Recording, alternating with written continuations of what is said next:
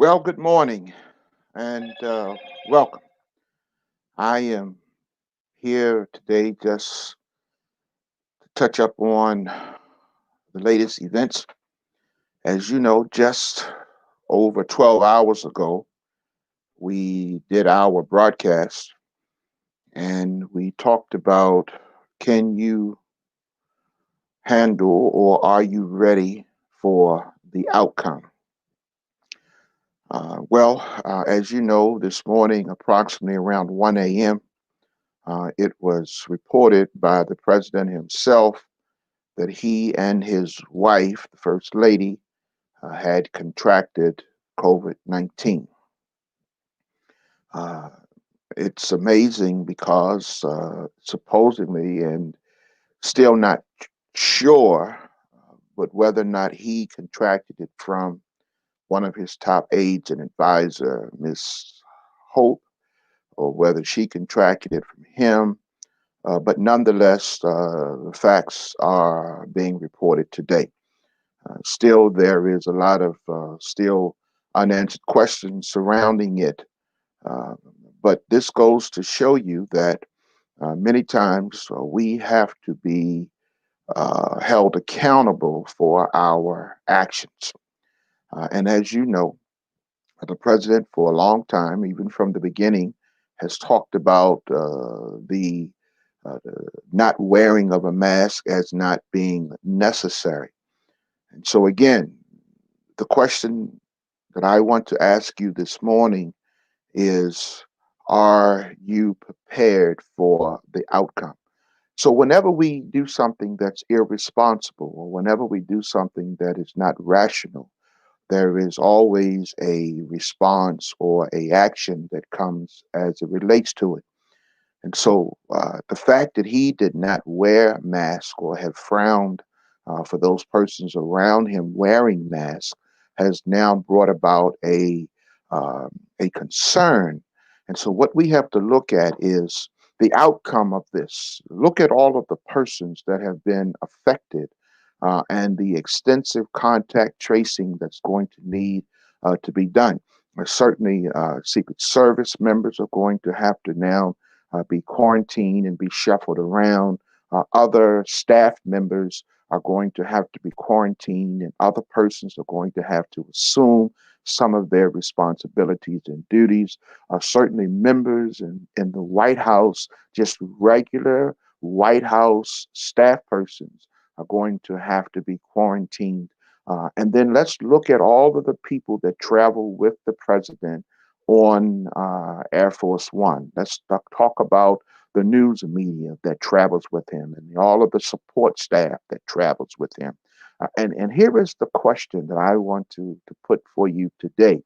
Uh, if in fact it was reported or now being reported that his assistant was tested on Wednesday, why did they allow her to travel with him or to continue to be in close proximity with him on the rest of the Wednesday and then into Thursday and even traveled to the debate? She was a part of the debate team. She traveled with him to the rally. Why was she allowed, after being tested positive, to still be in close proximity with the president?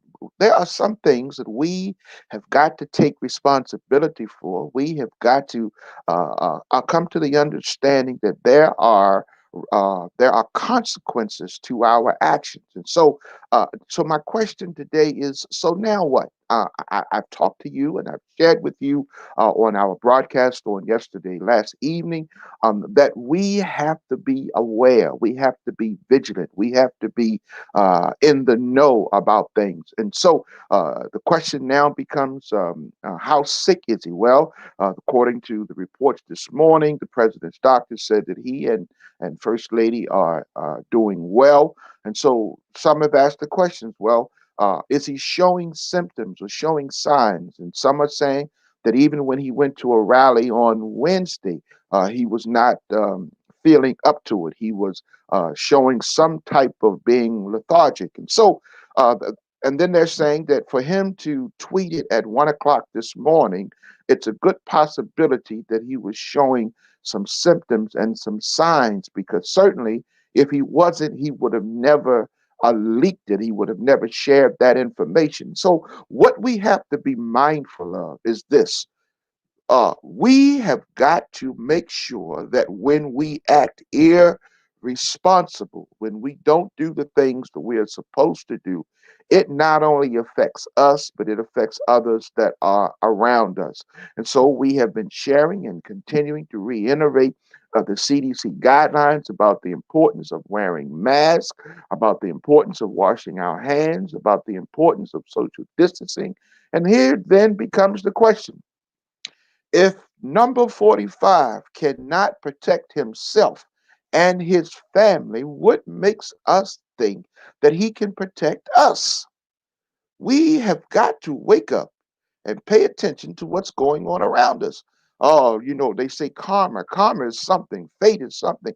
It has a way of bringing about things that seem to not want to readily surface. So, a lot is going to be unfolded and uncovered today as it relates to the president being now infected with a disease that he did not want to tell other folk about from the beginning, way back in January. He's going to have to deal with all of those persons that have come in contact with him, not only persons that work in and around the White House, but now we have to deal with that contact tracing, and even to the point where the new nominated Supreme Court justice was just at the White House interacting with the president and other staff members. And then she went to Capitol Hill and began interacting with Senate leaders. And so all of this contact tracing is now going to have to be done to find out who, when, what, and where.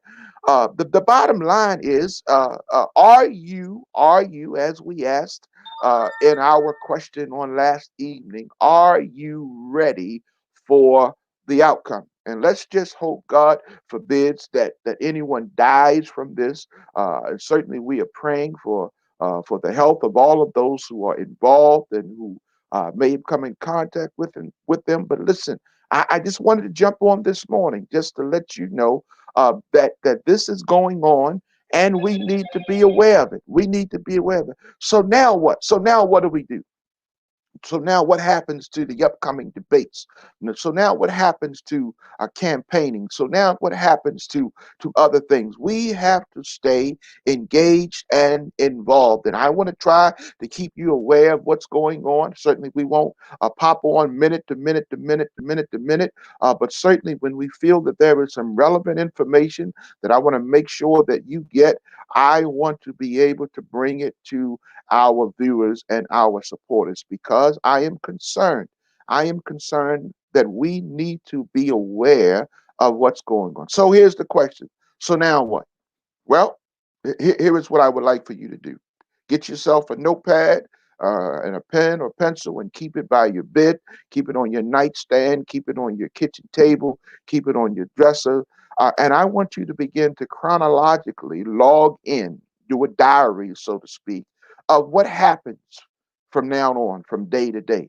The things that will come out, the things that will be revealed, the things that will be made aware and will be uncovered as a result of the outcome of the decisions that some folk have made. Will the president now start encouraging folk to wear masks? Will he start encouraging those around him to wear masks? Will he change his position on getting folk to be socially distancing and that sort of thing? Will he change his perspective on the CDC guidelines and what they are trying to accomplish? Will he continue to have involvement and input trying to deter them or encourage them to swing to his way? And then the other question is, hopefully, how sick will he become?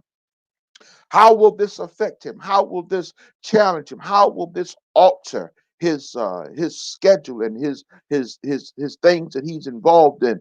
Certainly, we know what happened to other leaders around the world who got sick and had to even go in the hospital. Some were admitted into intensive care. All of this is now looming over this situation with the president now having received and now confirmed of being contracted with COVID-19. So I just wanted to jump on this morning and just share with you that this is just over 12 hours from our broadcast when we asked the question, are you ready for the outcome? The outcome of what happens. So now what do we do? How serious do we take it? How serious do we look at the ramifications of all of this that's being unfolded? So I just want to jump on this morning and just let you know, bring you up to date and challenge you to start chronologically writing down, do a diary of things that are happening and unfolding from day to day to day. And we'll look back over it. We'll look back over it to see. We'll look back over it and begin to talk about the things that have happened. I encourage you. I encourage you to stay safe, to stay practicing physical distancing, physical distancing at least 6 feet away. Now, wash your hands.